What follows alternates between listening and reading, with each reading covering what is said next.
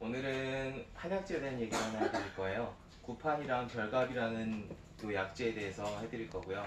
뭐 이름 되게 낯설죠. 저런 약재도 있어 싶으실 텐데 저는 옛날에 어릴 때 시장 가면 많이 봤던 것 같아요. 용봉탕 이런 거.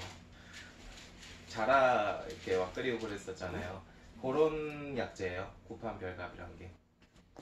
일단 구판은 남생이입니다. 남생이. 그 보호종으로 지정되어 있다고 알고 있는데 우리나라에서는 이게 담천에 사는 거북이에요. 이제 요 남생이 구판이라고 하고요. 혹은 귀판이라고 하기도 합니다. 요거 이제 약재로 쓸 때 옛날에는 배 껍질만 썼어요. 요걸 귀판, 등껍질을 귀갑이라고 했었는데 요새는 이제 그냥 혼용해서 같이 귀판으로 많이 쓰고 있습니다. 이제 요거 등껍질, 배껍질 떼가지고 이렇게 해가지고 이제 약재를 쓰고요. 요거 좀 다려가지고 쓰고 하면 이제 약재를 쓰는 거겠죠. 다음 별갑인데요. 별갑은 자라예요, 자라. 중국 자라라고 불리기도 하고요. 좀 이렇게 민둥민둥하게 생긴 얘인데 요거 등껍질이에요. 요 등껍질 이제 떼서 말리면 이런 식으로 되거든요. 그래서 요거를 이제 별갑이라고 합니다. 일단은 효과를 하나씩 보면 성미가 구판 같은 경우에는 미함감하고 성미안하다고 되어 있어요. 맛이 좀 짜면서 달고 그리고 성질이 약간 차다 이런 뜻입니다. 그래서 효과를 보면 자음 잠양한다고 하는데 이게 제일 대표적인 효과예요. 자음한다는 거는 몸에 뭔가 진액을 보태주고 음적인 것들을 보충해, 그러니까 물질적인 것들을 좀 보충해준다 이런 뜻입니다. 그리고 잠양한다는 것은 양기를 가라앉힌다는 뜻이에요. 이게 옛날에는 학질에 많이 쓰는 약재였거든요. 학질이란 게 결핵이랑 비슷해요. 요새 말하는 사람이 좀 이렇게 말라가면서 막 열이 올랐다 내렸다 하고 막 뭔가 사람이 경련하는 경우도 있고 뭐 기침도 많이 하고 이런 식으로 하는 걸 학질이라고 하는데 그렇게 뭔가 양기가 붕붕 위로 뜨는 뭔가 열이 붕붕 뜨는 그런 증상이 있을 때 이 약재를 많이 썼습니다. 그리고 익신강구를 한다고 하는데 신장의 기운을 보태주고 뼈를 튼튼하게 만들어준다는 뜻이고요. 구판이 칼슘이 굉장히 풍부하기 때문에 뼈를 좀 튼튼하게 만들어주는 그런 효과가 있습니다. 그리고 양열 보심한다고 하는데 혀를 길러주고 그리고 신장을 좀 안정시킨다 이런 뜻입니다. 좀 안정제 비슷한 약이에요 이게. 그리고 고경 지붕한다고 하는데 북루라는 게 월경이 과다하게 나오는 걸 북루라고 해요. 출혈이. 그래서 그런 것들을 출혈을 멎게 해주는 효과 때문에 고경지붕이라고 표현을 해놨습니다. 다음 별갑인데요. 별갑은 미함하고 성미안하도 되어 있어요. 맛이 짜면서 성질이 미세하게 좀 찬 그런 약재고요.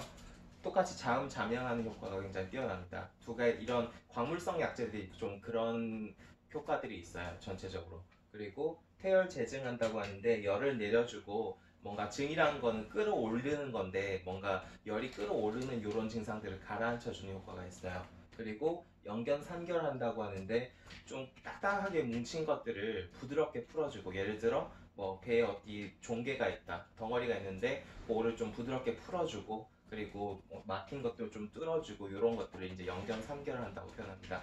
맛이 짠 약재들이 이런 효과를 다 지니고 있는 경우가 많아요. 그래서 두 가지 약재의 공통점은 이제 이런 질환들을 치료하는 게 공통점이에요. 첫 번째 경련하는 증상에 효과가 있어요. 두 가지 다 광물성 약재들이 좀 안정시켜주는 효과가 있는데 그래서 뭔가 이렇게 경련하고 이런 증상들을 좀 멎게 해주는 효과가 있고요.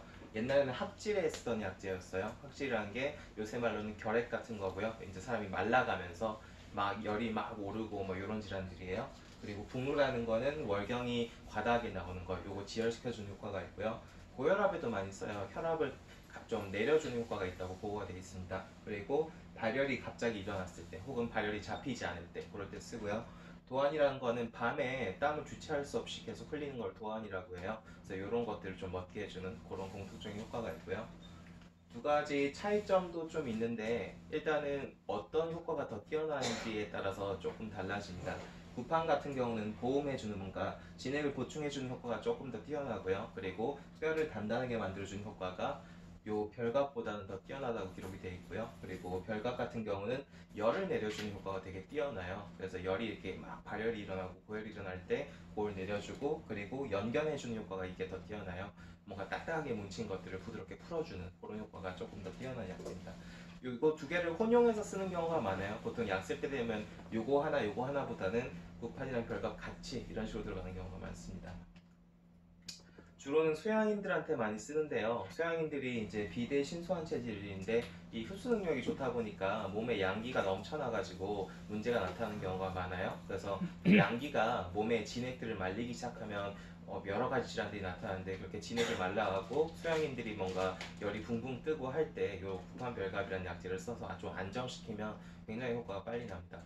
별갑 같은 경우에는 뭐 좀 논란이 있어요. 소음인한테 써야 된다 혹은 소양인한테 써야 된다 그런 논란이 있는데, 사실 별 체질 상관없이 뭔가 좀 계속 열이 양기가 치솟고 이런 분들한테 쓰면 효과가 있습니다.